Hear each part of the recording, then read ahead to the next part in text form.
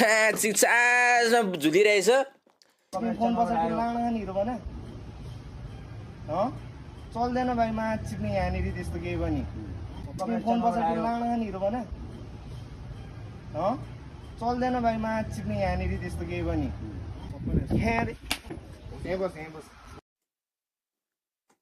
यो चाहिँ copyright strike यसरी आउँछ होइन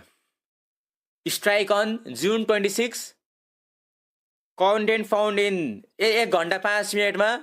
कन्टेन्ट युज आरजेटी जामघाट डोन्ड बुझेन हौ यसरी आएको थियो क्या स्ट्राइक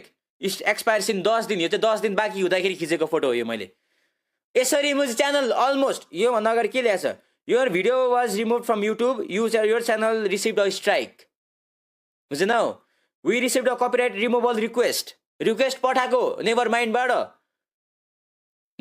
रिक्वेस्ट पठाएको म चाहिँ भिडियो हटाइदिएँ म चाहिँ युट्युबबाटलाई सिधै मलाई एउटा डिएम गरेर ब्रो मलाई त्यो तिम्रो रियाक्सन चाहिँ त बुझेन अथवा मलाई मन परेन भने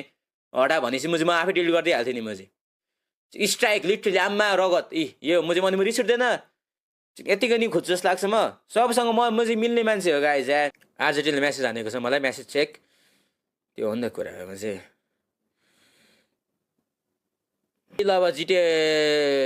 जाउँ वेआर विथ यु होइन म चाहिँ त्यो त्यस्तो वेआर विथ यु त्यस्तो होइन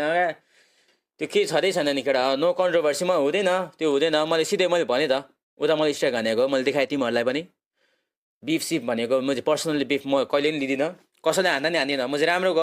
होस् भनेर नै मैले रियाक्सन गरेँ हो सपोर्टै गरिरहेको थिएँ डे 1 देखि नै मैले होइन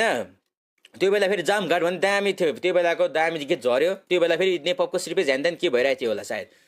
त्यो बेला मन पर्यो मलाई मन परेको चिज फेरि म मन पऱ्यो नि भन्ने मान्छे हो मन परेन भन्ने मान्छे हो फेरि बुझेन हौ फोन आइदिएर अब हो त phone fuck that share all right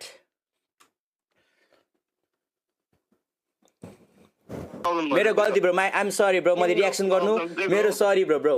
I'm sorry bro I respect you as an artist I'm sorry for reacting your music हैन तिमीले मलाई सरी के कुरा भन्नु पर्यो भने त्यो रियाक्ट होइन क्या हैन ब्रो तिम्रो गीत सुन्नु नै मेरो गल्ती भयो हैन बिगेस्ट मिस्टेक मेरो च्यानल उड्यो तिमीले चाहिँ फक आरजेटी भनेकोमा चाहिँ तिमीले alright I'm sorry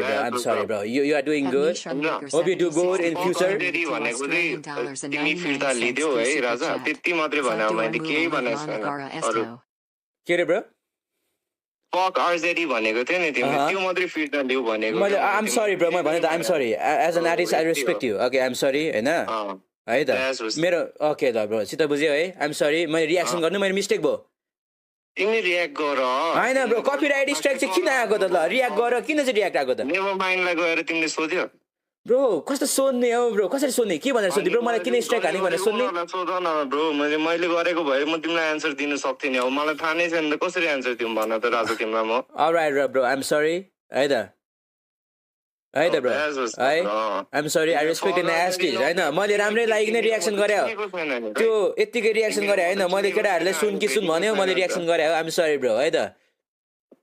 ल ठीक छ तिमीलाई रियाक्ट गर्नु मन लाग्छ गर नगर्नु मन लाग्दैन नगर अलराइट ब्रो